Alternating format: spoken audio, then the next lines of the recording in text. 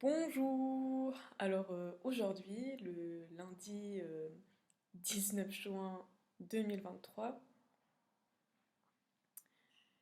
j'avais envie de partager quelque chose avec toi. Une petite anecdote qui m'est arrivée en Suisse, à Appenzell. J'étais en fait dans un restaurant et je voyais le serveur qui nous servait. Voilà, il savait super bien parler le suisse allemand, tout ça. Il était vraiment, on voyait, ben voilà, qu'il était intégré, il savait très bien parler cette langue avec une telle aisance et fluidité. En revanche, il y avait un détail qui m'a sauté aux yeux, et je pense que beaucoup de gens n'ont même pas remarqué ce détail, puisque je suis quelqu'un de très observatrice. Euh, En fait, j'ai remarqué qu'à l'extérieur, dans sa vie, tout se passait bien. Il avait pu s'intégrer. En plus, on voyait sur lui qu'il venait de quelque part d'autre, d'une autre origine. Par contre, moi, je voyais en fait qu'il était à l'intérieur de lui. Euh, je voyais son intériorité et non son extériorité.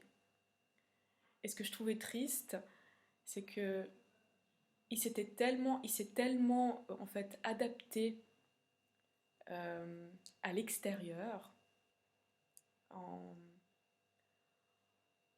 en apprenant et en s'adaptant au pays, à la Suisse, à sa langue. Il a sûrement aussi dû apprendre cette langue. Il s'est tellement suradapté qu'il s'est complètement oublié qui il était en fait à l'intérieur de lui et, et d'où il venait. Et cette scène finalement, elle m'a marquée parce que elle vient vraiment définir en fait euh,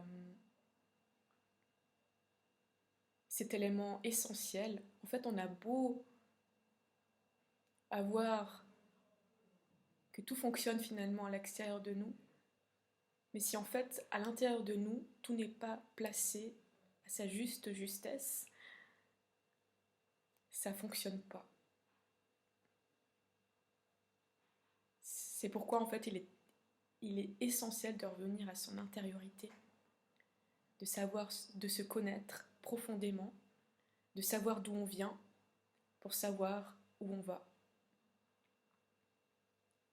C'est pour ça que je vous partage en fait cette anecdote qui me semble très importante pour toutes les personnes qui ont des doubles cultures, parce qu'on a tendance en fait à se suradapter euh, à l'endroit où on est, tout en s'oubliant en fait nous-mêmes, en fait, qui on est nous à l'intérieur de nous.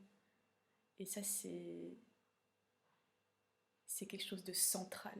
C'est central de d'être connecté à son monde intérieur.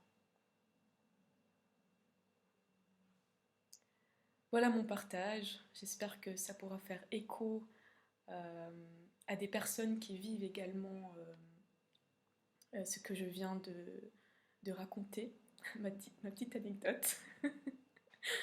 Donc, je vous souhaite une très belle journée et à tout bientôt pour une prochaine vidéo.